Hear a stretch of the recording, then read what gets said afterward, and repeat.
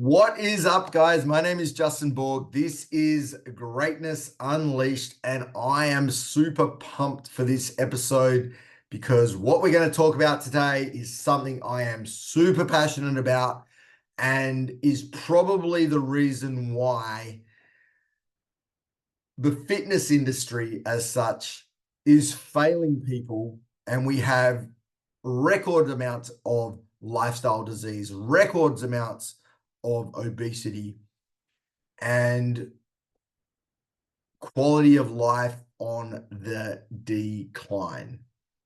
So for those that don't know me, guys, my name is Justin Borg. I have been part of the fitness industry for, I don't know, 30 years, in and out of gyms.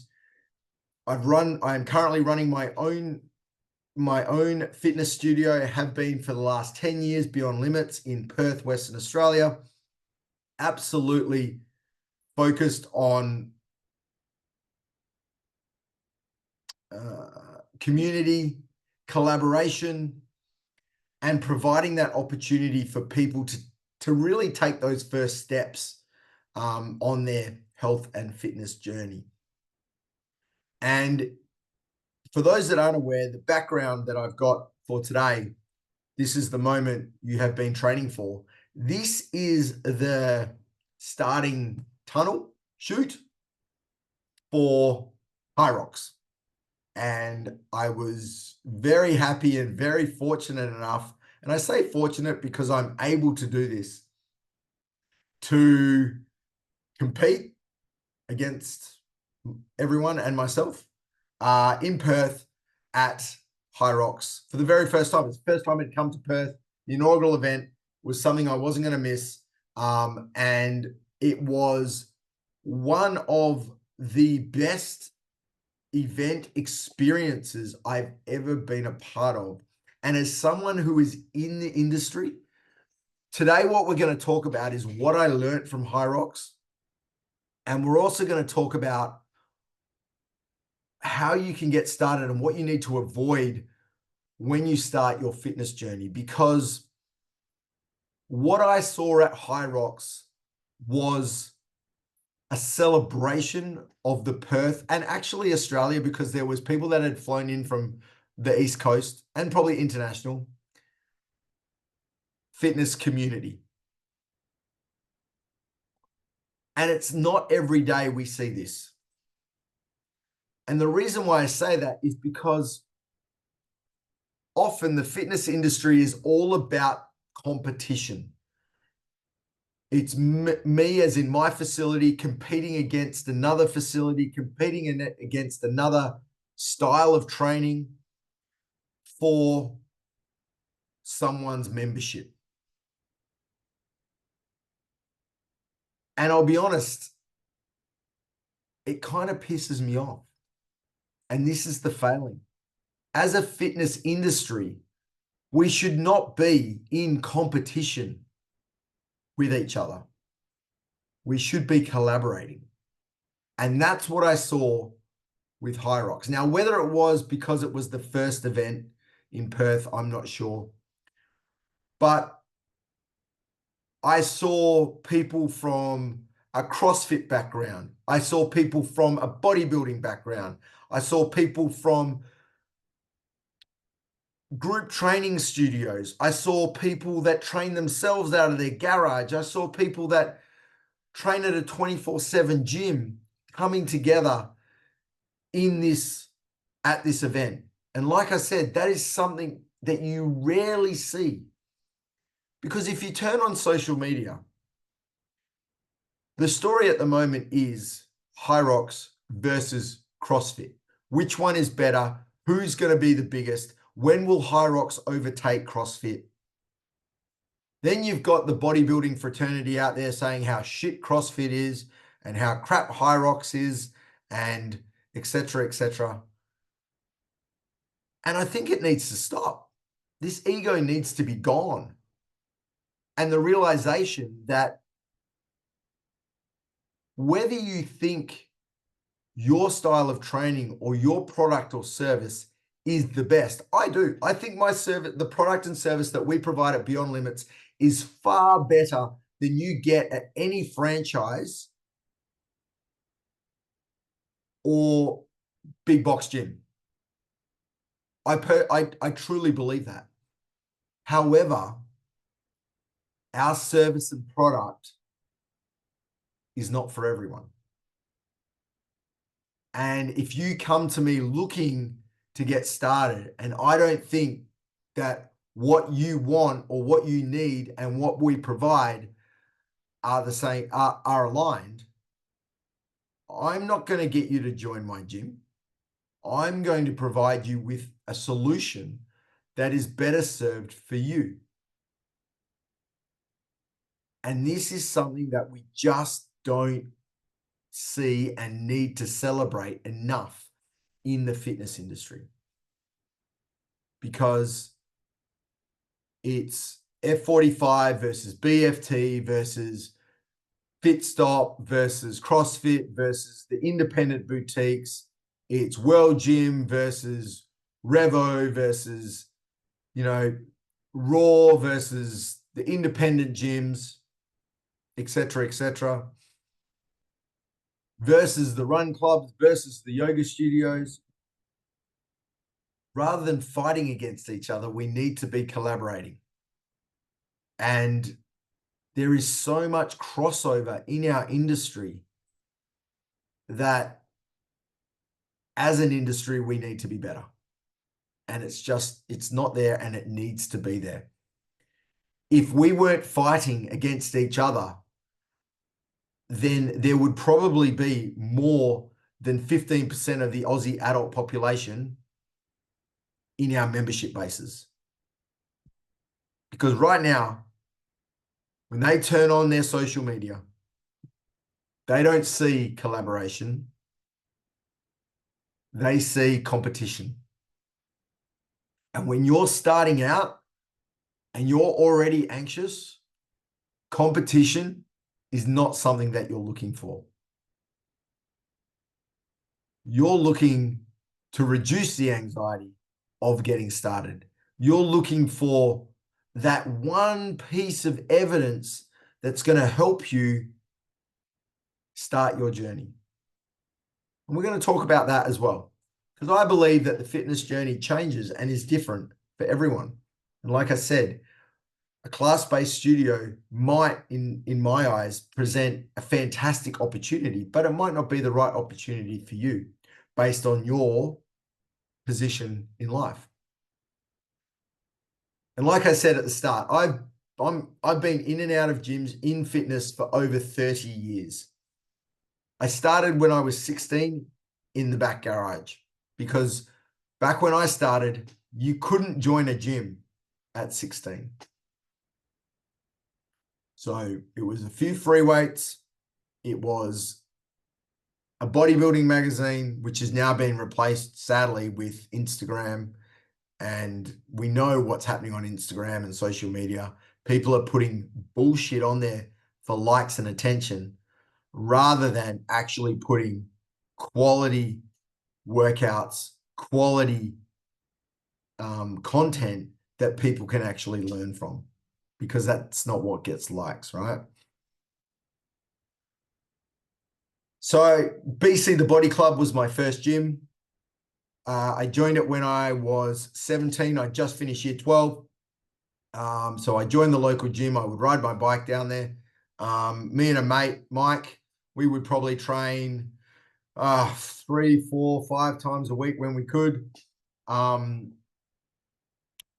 And we trained in what I would consider a traditional bodybuilding style sense, all right? Group fitness was not what it is now back then. We didn't have F45. We didn't have boutique studios. We didn't have the franchises that are now available. You had traditionally a big box gym, and then you had like Les Mills classes and stuff like that. Or you did it yourself. And so we would do it ourselves. And I probably did that for a really like a good number of years, probably 10 years. And then I got into triathlon. The way I got into triathlon was pretty simple.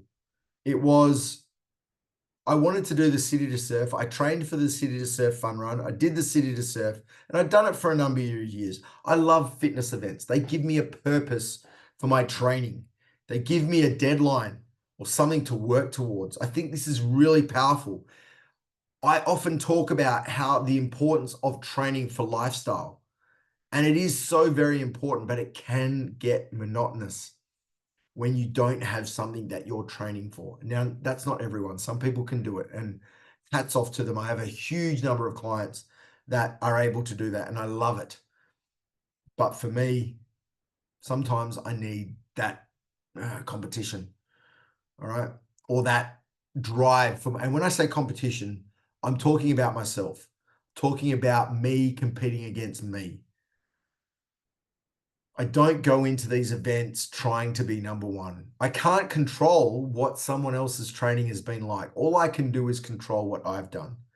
And if what I've done gets me that spot, then great. If it doesn't, I'm okay with that. It's like the Olympics, right? When you see people that are at the Olympics and they might come dead last in their heat, you'd think that they would be absolutely gutted. But sometimes that person that comes dead last has actually hit a personal best to get that in that event. And they are over the moon because they can only control, they've learned to control their controllables. Not worry about everyone else, just do the best that they can do. And if that is what's required or that gets them that podium spot, then all to it. The HYROX event that I did on the weekend, I said to myself, if I could get it done in an hour and a half, I would be exceptionally ecstatic. If I got it done in under 2 hours, I'd be happy. Knowing full well that I hadn't really broken a 6K pace on my running. And yet I would have been, like I said, I was happy with under 2 hours. It took me an hour 58 and I was stoked to get it done. The guy that came first did it in like an hour, like half my time. I can't control what he did. I can't control his training. It's not him that is the reason why I did like 2 months of training. And I probably could have done more if I'd committed earlier, like fully committed earlier. But what that 1 hour 58 has done for me is it's now given me purpose and drive to do it again next year and see if I can improve on my time and to keep training for the event. What I do notice about people's journey, and again, it's different for everyone. I'm just going to speak from my experience. If you have a job where you are talking to a lot of people throughout the day, you're dealing with a lot of staff, you're dealing with a lot of interactions, a lot of people that have that environment will generally want to train on their own. It's their time, their ability to just zone out and just focus on them and their training. I did this through almost my entire hotel career. When you are having over 1,000 interactions with people every single day in an 8 to 10 hour period, I knew that the gym was my quiet place. And my wife would often say, and I had a home gym because getting to the gym in a hospitality scenario was not always possible. So I'd set up a home studio later, probably in my late 30s. And I'd go into the gym at 8 o'clock at night because I just needed my time, my quiet time, my time for me. When I was younger, when I was at uni, yeah, I'd go to the gym, like I said before. Spent 6 years doing triathlon, then got back into gyms. And when I say I got back into gyms, kids had come along after my triathlon experience.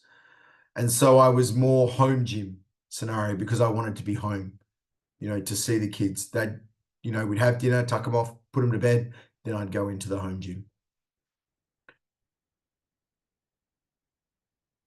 But then as I progressed up the ranks in hotels, the number of interactions I had with people reduced. You know, when you're a porter and you're out with the general population and with the guests, you're talking to them, you're talking to the staff. When you're managing a housekeeping department of 150 people, you're talking to them, you're talking to guests. When you're a receptionist, you're talking to guests, you're talking to staff. When you're a front office manager, or in later life, I was a director of rooms, you don't talk to as many people. Your job becomes a little bit more office bound. And I found myself craving a little bit more human interaction. And that's when I started to stumble across boot camps, group training, etc. And by this time, we'd started to see the F45s pop up. They were probably the first.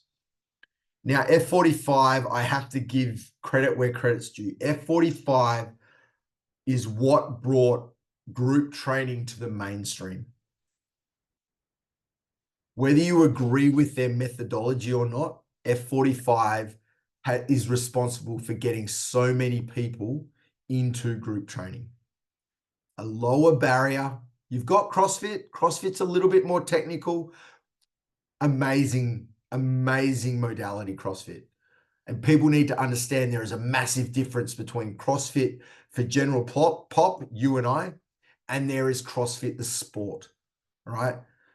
I believe, people are going to rip me to shreds for this, but that's okay. CrossFit for general pop is all about building better bodies, building better humans. That was their motto years ago. I don't know if it still is. CrossFit, the sport, seems to be going down the path of how can we break them?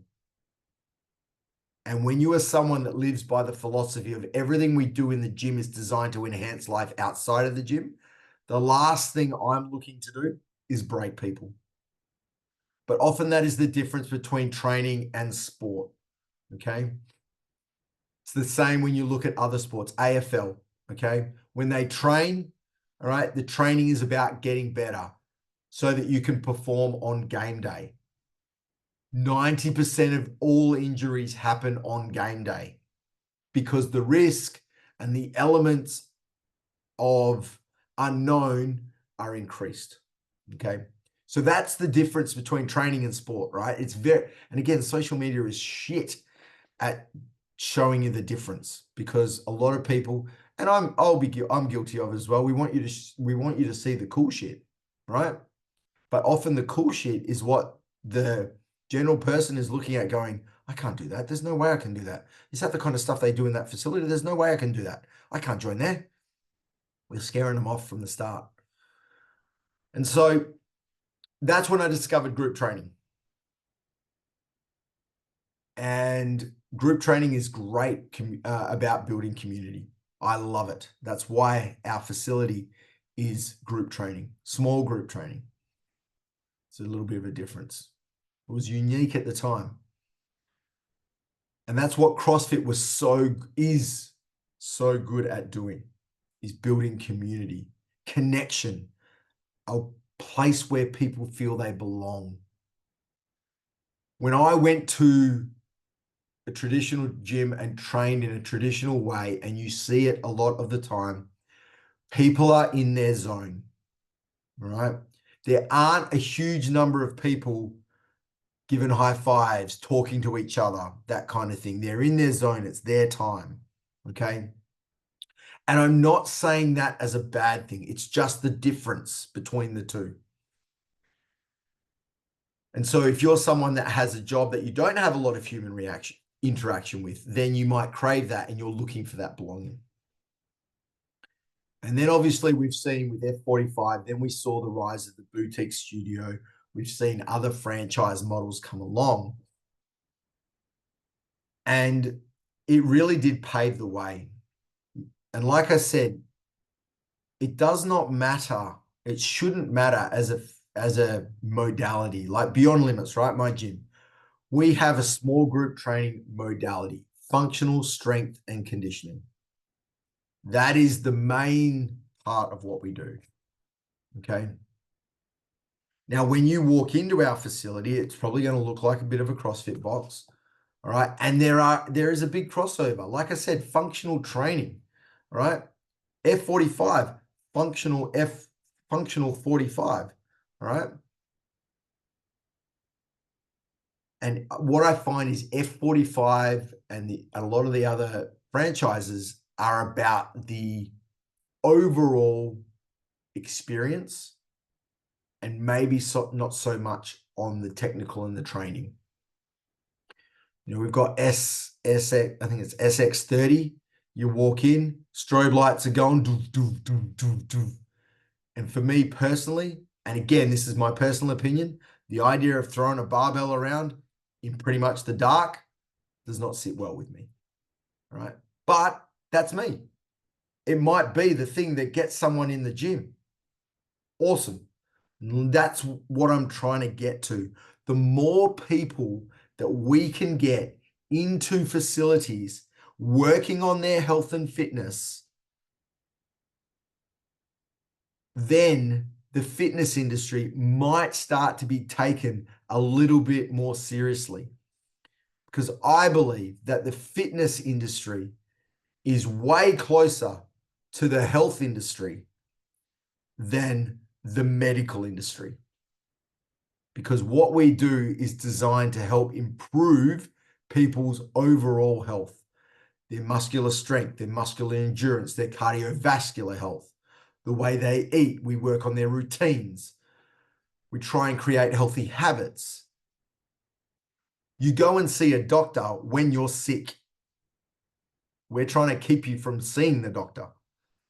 All right, there's a big difference. You might like yoga. You might like Pilates. We offer mat Pilates at our facility because it's a great complement to what we do. Big shout out to the guys at Good Innings Run Club. So this is a run club in Coburn. It's a community run club. They run every Sunday. And they are the part of the reason why I was able to do HYROX, because I needed to start running, and I'm not a runner, but I also needed a time, a place, and a crew to help me run. I needed that. I'm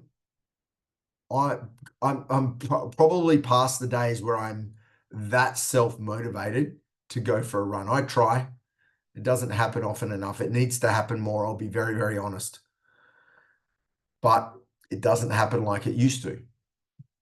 And so having that run club community was a great way for me to improve my running. And so it's a collaboration, you know, different modalities for different things. So many people have got multiple memberships to different places, different modalities. You know, they might be part of a run club. They might be part of a strength and conditioning facility. They might be part of a yoga or a wellness facility as well, because they all complement each other. And it's all about that overall improvement of health and fitness in the population. And unfortunately, when people are looking to start their journey, the first thing they're going to do is they're going to turn on social media. And the portrayal through social media, and I'll even shout out a guy named Joey Swole. He's the guy that you might see who calls out all the try hard influencers filming their shit being dickheads in the gyms in America. And I hope it's not like that in Australia. But unfortunately, Australia has a bit of a sheep mentality. And so we'll probably end up down that path as well, where there's friggin' tripods everywhere in the gym. And we're seeing gyms pop up now that are no filming. And it's probably one of I'll say it's a downfall for my facility, in a marketing perspective, that we don't do a lot of filming of our clients. We take the odd wide pan shot, but we don't do a lot of filming of our clients. And that's because our clients don't like to be filmed. We offer a kids program. It's not I'm not putting people's, children up on social media, whether I have permission or not, right? We know all the crap that goes on with social media these days with underage kids and stuff like that. So it's not my place to do that, all right? And I think that that's something that a lot of facilities also probably need to be a little bit aware of as well. But I suppose what I'm trying to get at is the sooner the industry can come together and be a celebration of people's health and fitness that can recommend each other's modality or service, okay? The better the industry is going to be seen by the general public, the better the industry is going to be recognized by government and people that make the rules around our facilities. And the higher in regard, like there's so many things that our industry should be able to leverage. We should be able to leverage private health insurance so that people can get free training through private health insurance. They should be able to leverage fringe benefit tax so that companies can offer their employees free training or training at facilities, because we know the healthier an employee is, the more productive they are, the less of a burden they are on that company, with less sick days, better productivity, which means they make the company more money. But unfortunately, because our industry fights like cats and dogs, we are a laughingstock. And it doesn't need to be that way. So this has been a bit of a rant, and it's probably gone for too long. But guys, that's what I wanted to talk about. Social media is doing you a disservice. The best thing you can do if you want to start your health and fitness journey is Google gyms near me and have an open conversation with that gym about what they offer and whether it will suit you. The other thing that you can do is, if you are a little bit later in life, and when I say that, let's talk 30s or over, if you have never stepped foot in a gym, if you have never done any form of regular exercise, write down the reasons why you haven't. And then what I want you to do is contact me and I'll help you. I'll point you in the right direction. The modality that you may be looking for, the style of facility that you may need. But often it comes down to accountability, and how are you going to get that accountability? And on that note, guys, that's it from me. This is the start shoot for HYROX. This is the moment you have been waiting for. If you are looking to get your health and fitness journey started, then I hope you got some value from this. I hope you can take those first steps. And if you are someone that owns a facility in the health and fitness industry, I hope you take heed from my words, and we can all start to collaborate and be a cohesive industry rather than one that seems to tear each other apart. Take care. Bye for now.